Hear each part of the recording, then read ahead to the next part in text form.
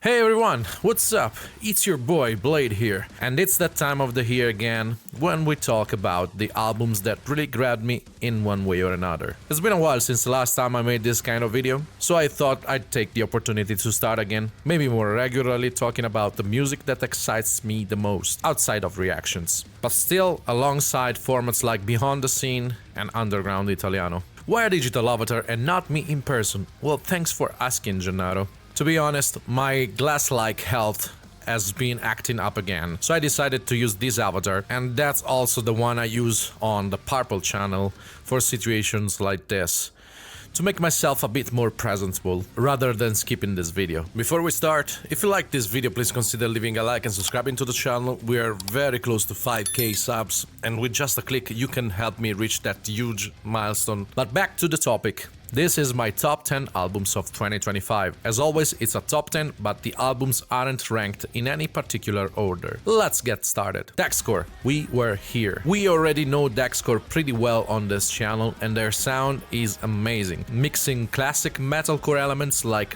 tight riffs and crushing breakdowns with J-rock and pop-inspired touches. The band from Nagoya delivers 17 tracks, including previously released singles like The Light from 2022, Savior from 2023, and the 2024 singles Skin Deep, Still Alive, and Paramnesia. This album grabbed me because I love the walls of sound they build. It feels like punches straight to the face, interwoven with melodic openings guided by Kagami's vocals. It's a perfect balance of intensity and heart, with atmospheric riffs that can almost warm your soul, reminiscent of the old-school Japanese bands I grew up with.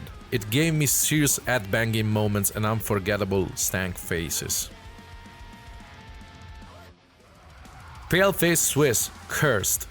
This album is an absolute blast. I found myself listening to it over and over throughout the year. Brutal, sharp, with grooves that won't let you sit still, brain-shattering breakdowns, and raw, sandpaper-like rap moments. Zali proves once again to be a phenomenal vocalist, and I absolutely adore his style, and together with Yannick, Tomic, and Cassie, the instrumental side of the band creates a project that delivers adrenaline hits with every track. Accused, Dealers of Doom.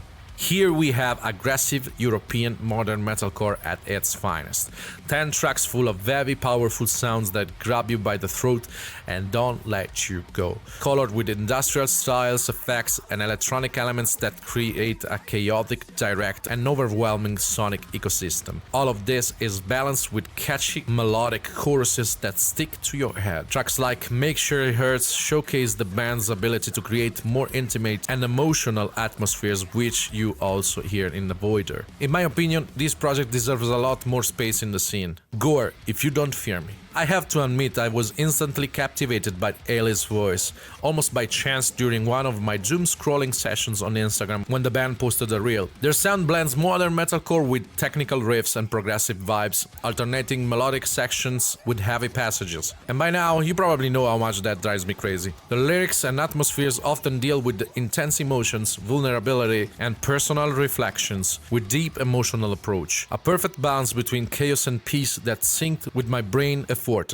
These 4 tracks made me fall in love and pushed me to check out their 2024 debut, About That Never Blooms. I really hope to see them live soon because I need that. Kardashev, Aluna. Rarely do I dive so fully into a band's universe that I got visually blank, letting their music alone tell the story. Aluna is a mix of death metal, deathcore, shoegaze, post-metal, and progressive elements that the band calls Death Gates. Ethereal, almost mystical tracks that seem to come from ancient times, evolving into something more brutal and cutting without ever losing the original essence. Mark Garrett's vocals are incredibly versatile. Ethereal cleans plays poetically, full and powerful lows, and razor-sharp highs, all delivered with extraordinary dynamism. An album that I honestly think you need to check out. Killstreak US, The Cursed Crown. We already talked about this album in episode 2 of Beyond the Scene in more detail. A devastating record inspired even by legendary gaming titles with sounds and noises that tickle your brain. It also contains probably 2 of the best melodic choruses of the year, one with Andy Cizek,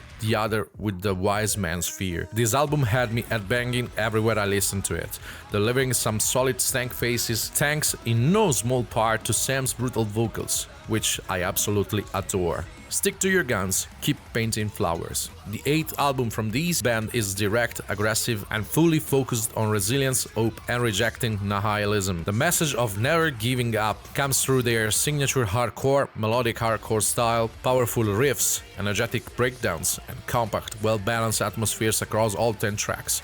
Songs like Severed Forever and Keep Painting Flowers got stuck in my head so much that I couldn't stop listening for days.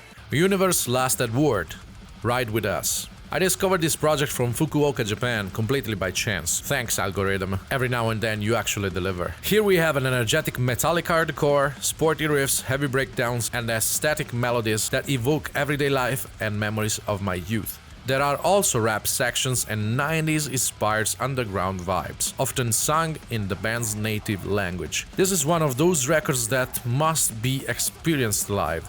Impossible not to end up in a circle pit, a mosh pit, or rocking out a two-step. Abbey Falls, Life is Just a Temporary Plan. A very recent release, but impossible to ignore. The Prague band never disappoints. This album is brutal, chaotic, and a mix of devastating industrial and distorted electronic sounds. Described as a true declaration of war on mediocrity, a journey through existential angst, nihilistic humor, and dark inner landscapes. An album that corners you and doesn't let you go. Before I wrap up, I want to give you some honorable mentions. This year had so many solid releases, and while these didn't make my top 10, they definitely deserve recognition.